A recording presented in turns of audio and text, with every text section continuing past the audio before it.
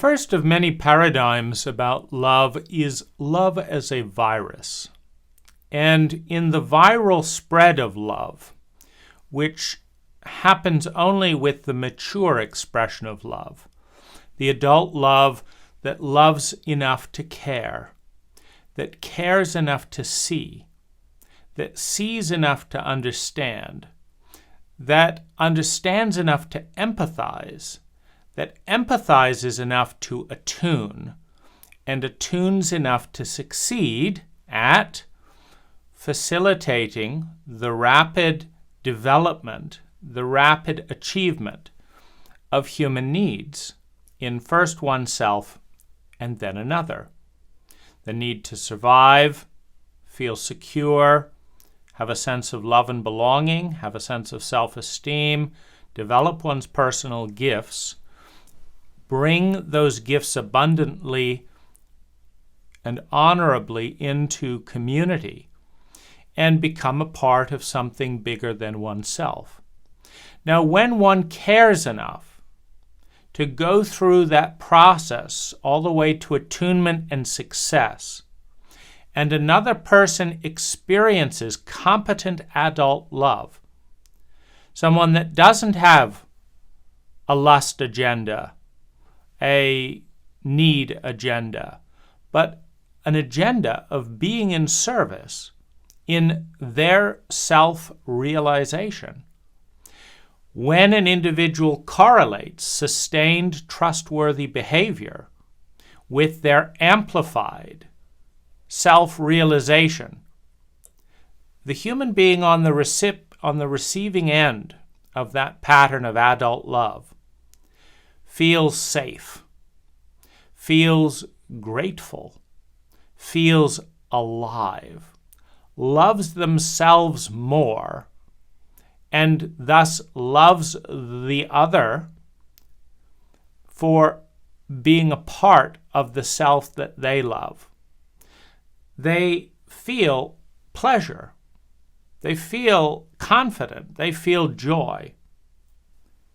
And the combination of those feelings coming together produce a feeling of unity, a feeling of being as one.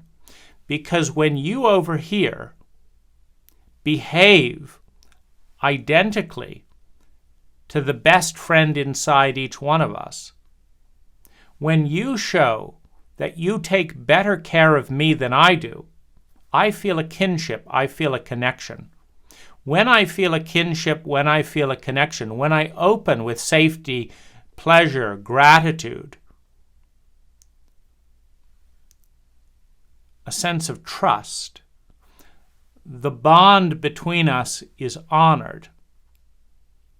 And love, as in the oneness, the interconnectedness between all things, and in this case between two individuals, becomes a conscious experience.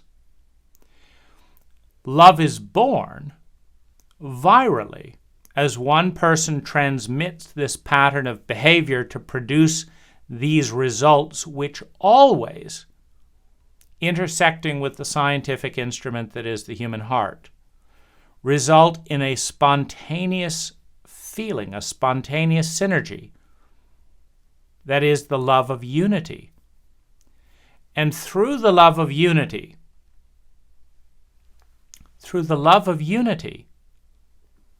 the connection between two people is honored. Now, this is such a pleasurable experience, such a high-value experience, that it continues as a virus. Now the other person has caught the virus of love. Now they have internalized self-actualization. They know what love feels like, what it looks like, how to behave in a loving way, and the virus moves forward. First inward, to love the inner child, the inner adolescent, the inner young adult, to meet one's own human needs, and then move outward again to another person. And this is how the virus of adult love spreads.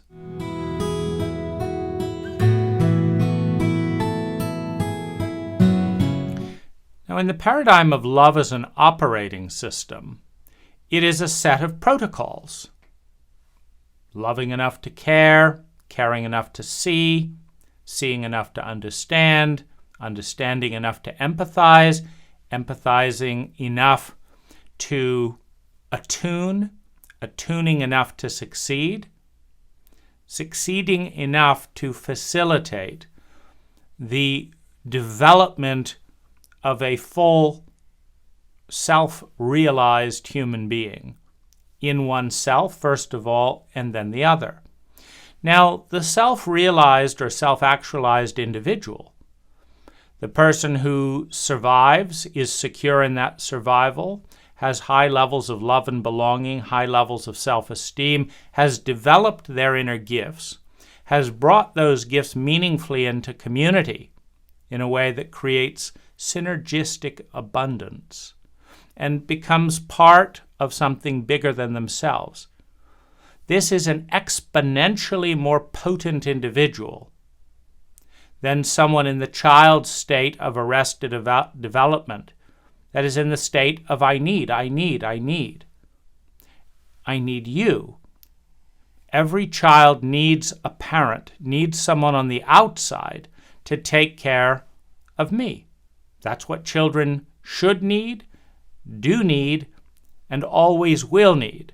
So when an individual is arrested, frozen through childhood trauma, etc., in a childlike state, they're arrested in an outlook of I need, and the only way to get my needs met is to latch on to someone else that is projected as the parent, and then manipulate and please, etc., so that they will meet my needs.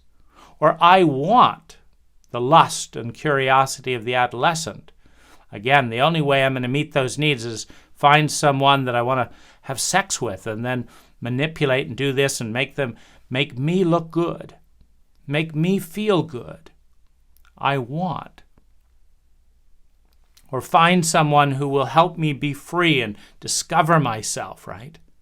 I want to find a rich person who will take me traveling and do this and this and this because I need, I want, I explore. There is an exponentially higher possibility field for accomplishment, for positive impact, when you're dealing with a self-actualized individual.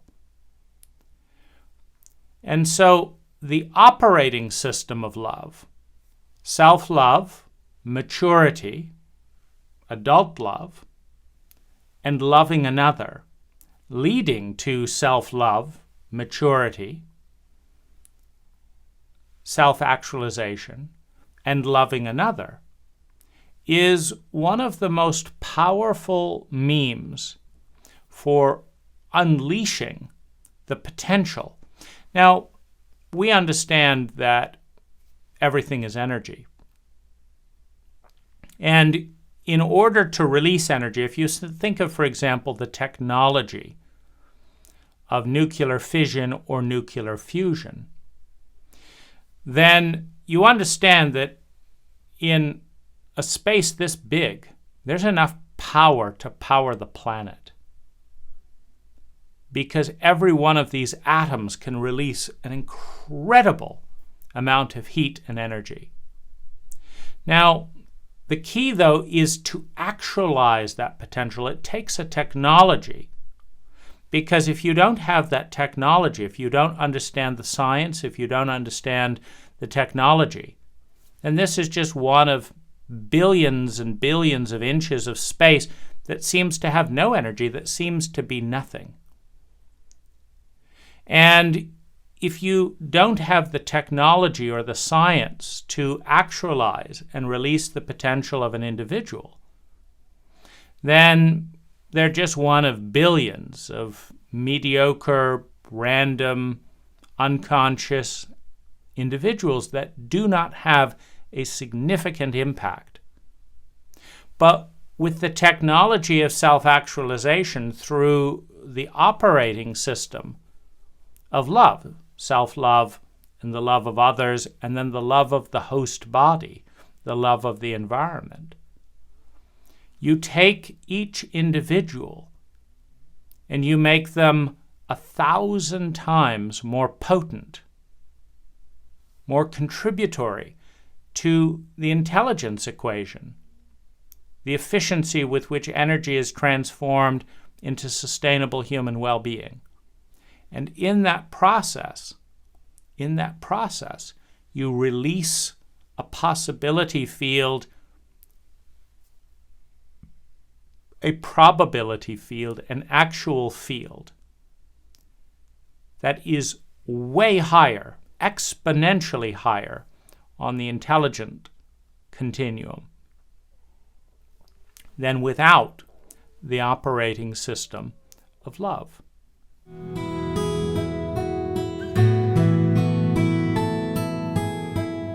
Now, if we look at love through the paradigm of geometry, one of the things that you see is with the reptilian brain, relationships are lineal. The reptilian brain is based on fear and survival. And it's the most ancient and basic of brain. It's the instinctive brain: fight, flight, freeze, and fawn. Now, when you have 4 individuals in a linear relationship, and you add a fifth, you add, 1/5. Because you cannot deeply and fully partner in fear. It doesn't make sense. Fear is based on pain experienced in the past, projected into the future. The beliefs that correlate with pain in the past projected into the future is that the world isn't safe, the people aren't safe, I have to watch my back, everyone is a threat, everyone is the enemy. Now, when everyone is a threat and the world isn't safe, you cannot connect, trust, or partner. So interactions are transactional based on a dominance hierarchy. For example, in fight, flight, and freeze, if you're more powerful than me, I run. If I'm more powerful than you, I fight. If I can't do either of those, I freeze. And if you're more powerful than me in a modern social context, I fawn, meaning I try to please you so that you'll do something for me. So this is doable within a reptilian framework, within a sociopathic and reptilian protocol. But in order to reach synergy, because if you have 4 people in a fear-based relationship and you add a 5th, it's a linear addition. There's more threat, and there may be more negotiating possibilities from a place of fear. Now, when you interact with the paradigm of love, self-love, and the love of others, which means understanding the developmental cycle and understanding that who you're dealing with may not be capable of loving. But when you interact as 5 people, when all 5 are operating within the paradigm of love, meaning within the rational, empathic, and transcendent brains, fueled by the emotional centers, amplified by the emotional intensity of the human heart, you have a geometric synergistic possibility. You can think of it as a circle. When you have 5 dots on the circle in a lineal formation, you have 5 dots. You get 5 units. They're each separate. But when you can allow trust, you can allow interconnectivity, 2-way high bandwidth flows of energy, back and forth on a multidimensionally, emotionally, mentally, financially. When you introduce trust, intelligence, You can partner and synergize. Now, what the partnering and synergy dynamic looks like in that circle is that the 5 nodes in the circle are each connected to every other node around the edge of the circle and within the circle. That every possible connection that can exist is conscious and potentiated, realized on the basis of trust. So now when you add 4, you go from 16, because the multiply, the geometrics of 4 in a trust-based framework is not 1 plus 1 plus 1 plus 1 equals 4. It's 4 times 4, which is 16. And here's where you see the exponential return on the paradigm of love. Because when you add a 5th person into that geometry, you don't add 1 making 17. So you've got 4 times 4 is 16, right? Now that last person is now 5 times 5. So you go from 16 to 25. You go up 9, meaning you get a 900% expansion. You're going up 9 units of expanded well-being and potential. The possibility field is going up exponentially and efficiently, because when trust is based on trustworthiness, which is based on adult love, it is intelligent to be deeply interconnected in deeply intricate partners or partnerships.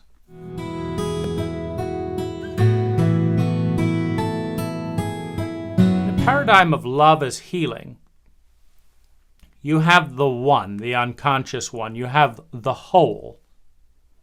And as it bifurcates into distinctions and consciousness through language, you have the isolation, the distinction of parts. And the parts are viewed as distinct from one another. So you now have the fissuring of all reality into distinctions. This is white and this is blue. This is a pinky and this is this. This is me and this is you. So you now have distinction. You have separation. You have bifurcation. And you have isolation with that distinction.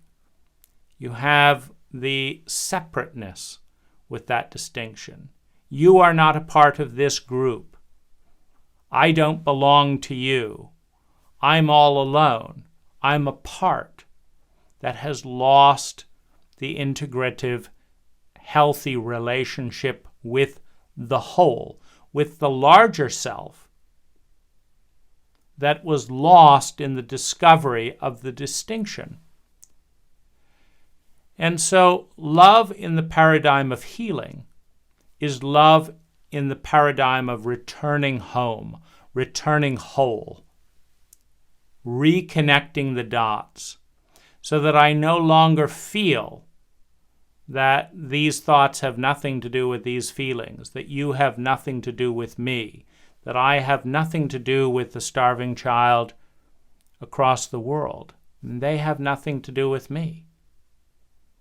I'm alone, I'm isolated, and I'm sick in the illusion of that isolation, in the illusion of separateness.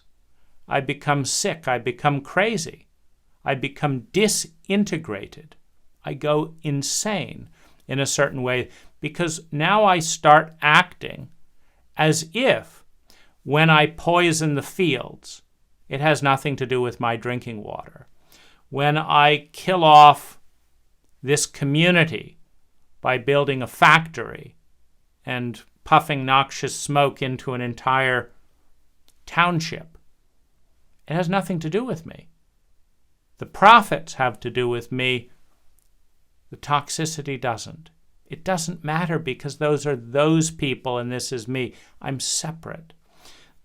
Love in the paradigm of healing is about honoring and discovering and re-experiencing and reconstituting the whole into a unified synergy, into a collaborative partnership in which the world is my friend, in which the universe is out to teach me, in which I am out to be the friend of the universe and out to share and develop and bring my gifts into contribution.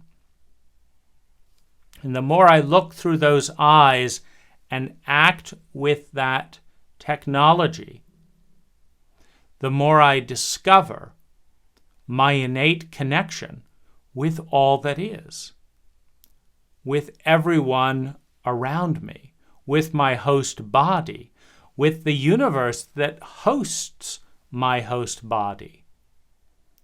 And there is a brimming, brightening prospect of being whole, of being a part of something bigger than ourselves, and a return to oneness, a return to sanity.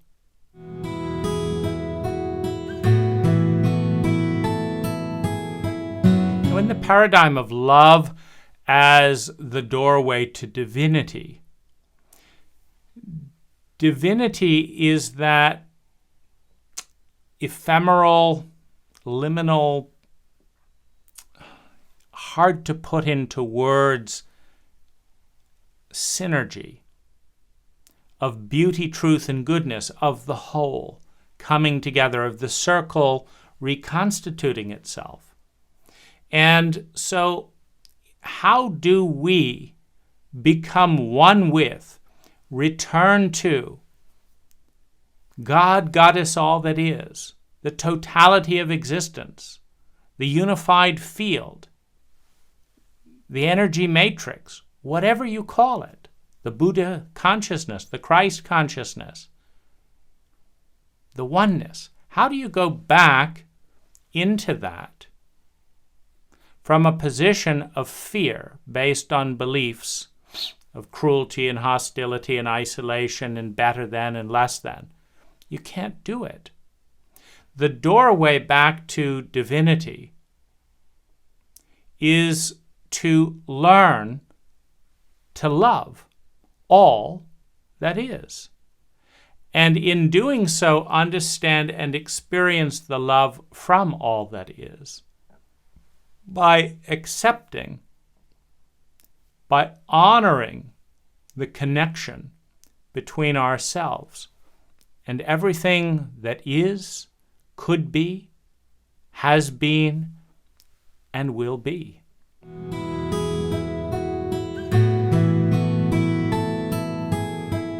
Let's look at love through the lens of direction. So, a number of continuums intersect with love. And it's an ideal. It's not a fixed, static point. So let's look at a few of the movements towards love. And the first is awareness or consciousness. In order to love something, in order to love ourselves, we must be conscious not only that we exist, not only that we love, but we must be conscious of the face in ourself and the other that we love. If something is invisible to our conscious mind, then our conscious mind cannot love it.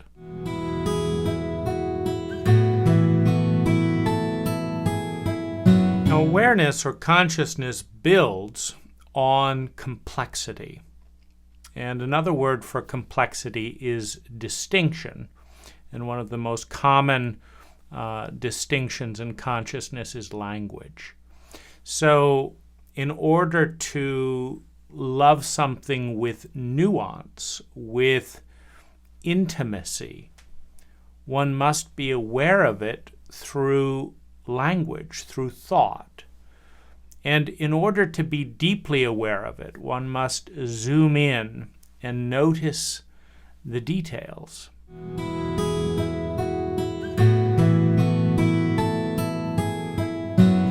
Respect, from the Latin word spect or sight, to see and see again, is only possible on the foundation of awareness.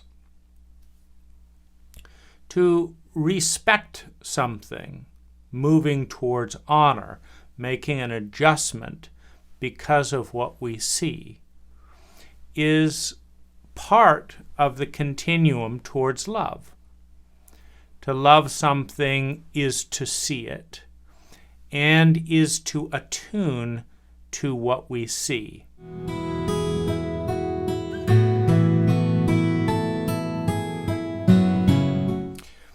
When we love something, we engage with it in such a way as to further its continuance, to participate in its development. And so, when we engage with another person, with a planet, with a culture, in such a way that the best parts of that planet, that environment, that culture, that individual continue forward into the future rather than using and abusing, we move in the direction towards love.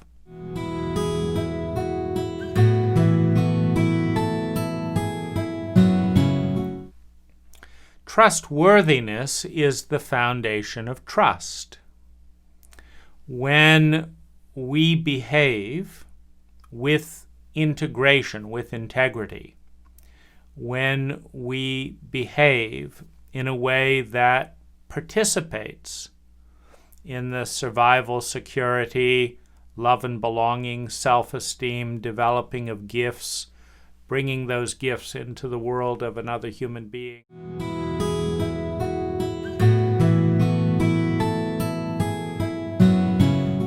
Beauty, truth, and goodness, the Platonic or ideals put forward by Plato,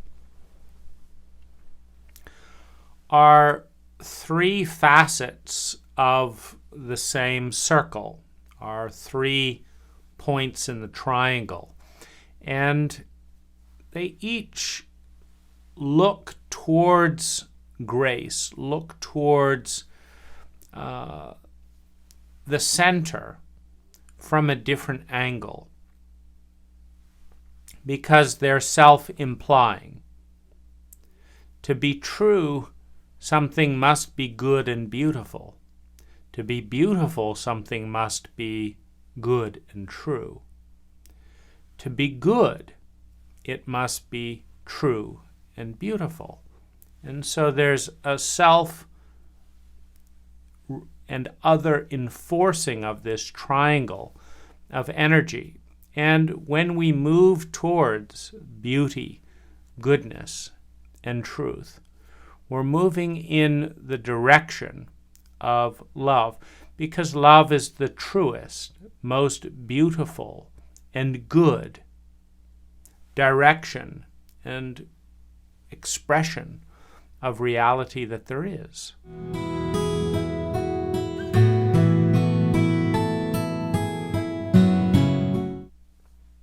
One of the other expressions is fun. Now, fun is often discounted through the lens of chauvinism, and yet it is one of the few things that stands alone as a self-referential object, meaning every human being in the history of humanity has wanted to feel sustainably better and wanted to avoid feeling chronically worse. Well, fun, by definition, is fun. Fun, by definition, feels better than not to have fun. And so the movement towards sustainable and shared fun, a fun that ripples out, embracing larger and larger circles, a fun that is sustainable as opposed to the short-lived fun of running up credit card debts and getting drunk, the fun of participating and growing and learning. Sustainable fun that ripples out and embraces others is more fun than non-sustainable fun, than fun in isolation. Fun is its own reward. Unlike freedom, which is more fun than imprisonment, or power, which is more fun than powerlessness, or eating good food, which is more fun than not eating good food or not eating at all. Unlike most other values, fun is more fun because it's fun to have fun. When moving in the direction of conscious, sustainable fun, we're moving towards love.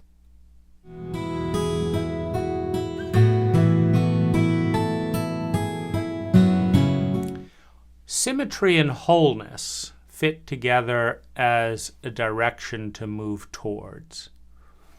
Wholeness suggests expanding awareness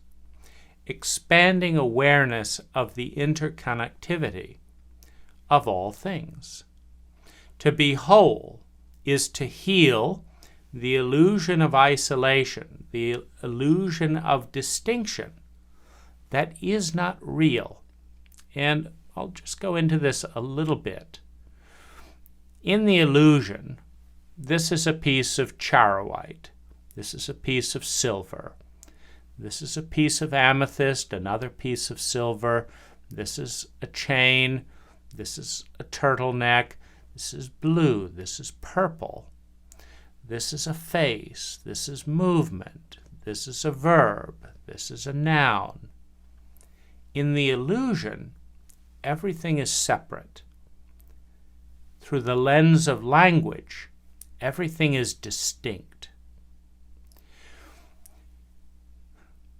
But that distinction does not hold up to scrutiny.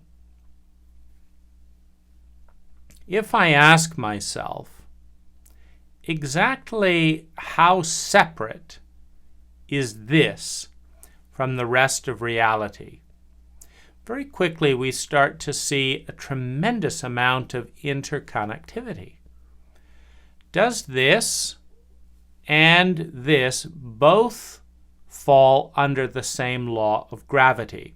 So if we look at the dimension of gravity, these are connected by a common pattern of behavior. Are they both visible? Again, connected in visual domains. This is visible to the naked eye. This is visible to the naked eye. Then we look at the idea that it's mine. And we say, this is my necklace, and it's not your necklace. And in order to have the idea of mine, I have to be separate. I have to be independent.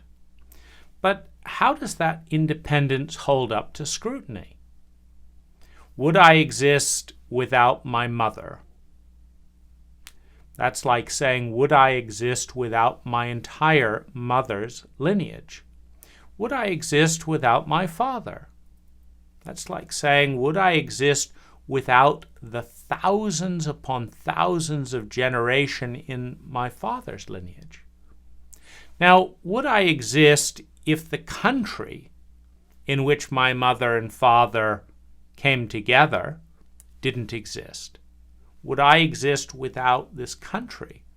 Well, would this country exist without generation upon generation upon generation of millions of people participating in such and such a way. And then you say, well, would this planet exist if the universe didn't exist? Or the solar system? What about the gravitational constant that's touching the sun and the earth at the same time, doing the same gravitational dance light years away? And then there's matter. And what about the fact that all matter sings, all matter vibrates? And what about the fact that this can be touched and this can be touched? Now, could this exist without the millions of years of water and volcanic activity that forms charoite? And what about all the silversmithing? And what about all the shipping containers in their standardized sequence that brings a beautiful necklace like this into the efficiency probability such that an individual rather than royalty can afford it? Because were it not for this and this, so suddenly this is connected to the shipping industry, it's connected to diamond blades, it's connected to the discovery of diamonds, it's connected to the past in so many ways, it's connected to the future in so many ways. It is integrated in the energy field. In short, if one wants to, one can follow the thread from this little square inch to every known corner of the universe, past, present, and future, because this didn't come out of the present. It emerged in a dance with the past. 5 billion years ago, this didn't exist.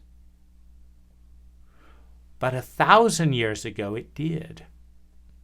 But it wasn't quite the same as it was today, and it won't be the same in 1,000,000 years. So it exists on the continuum of time. Now, as we move towards wholeness, healing the illusion of separation, because if this one pendant can be connected on multiple dimensions to the entirety of the universe, through space, through time, through process, and through habit, we're dealing. How much more connected is a human being to the body, to the Earth planet that is its host, to the solar system which hosts the Earth's body, to the universe which hosts the solar system? There's an endless series of nesting, one being born within the other. We are connected. Now, symmetry, as we expand our awareness of wholeness, symmetry speaks to the grace of that awareness. We're talking about the circle rather than just the line, rather than an asymmetrical shape which contains blind spots. Reality moves out in a circular direction. If you look out of your eyes, you see as far to the front as you do to the right as you do to the left, unless there's a barrier in the place. Your eyes don't increase in range when you look this way and decrease in range when you look that way. So we have a dance. We have a dance with symmetry. And the beauty of wholeness and symmetry as it comes together is it gives us the sphere. It gives us the wheel. And the wheel is the most elegant, the most efficient movement of energy. It's the most efficient shape to transfer energy from one space to another. And this is why we use wheels instead of squares to transport trains and cars. Even the propellers in our jets, etc., are circular rather than square. And this finally leads us to intelligence as a key direction on the continuum of love. Intelligence is measured by the efficiency with which we turn energy, time, money, and natural resources into sustainable human well-being. And so intelligence, the more intelligent we become, the more efficient we are at transforming energy into higher states of sustainable human well-being. And generating higher states of sustainable well-being is a form of being loving. If I can engage in a way that generates a higher state, by a higher state we're talking about more aware, more beautiful, more good, more true, more efficient in the sense of intelligent, more graceful, less friction in order to move to the desired result. So if I can participate in a way that accelerates the sustainable amount of human well-being in the space, then I'm demonstrating a higher level of intelligence than not doing that. And the most intelligent thing that we can possibly do is to move through the cycle of child and self-absorbed love, I need, of adolescent and self-absorbed love, I lust, I want, of young adult self and outward world love, of I want to explore and discover myself, and adult mature love, the love of the nurturing parent, which takes over the responsibility, the commitment, the accountability to love the child, the adolescent, and the young adult, and release the parent, release the culture from that responsibility. And in doing so, fulfilling the human needs of the child, the adolescent, the young adult, and the adult, filling the individual